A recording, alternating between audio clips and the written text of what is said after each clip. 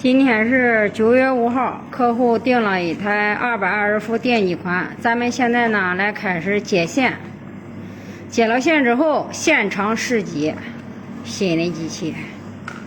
现在开始接线，看一下啊，正负极别接反喽。啊，红色的是正极，黑色的是负极。黑色的负极直接接上就行，看一下啊。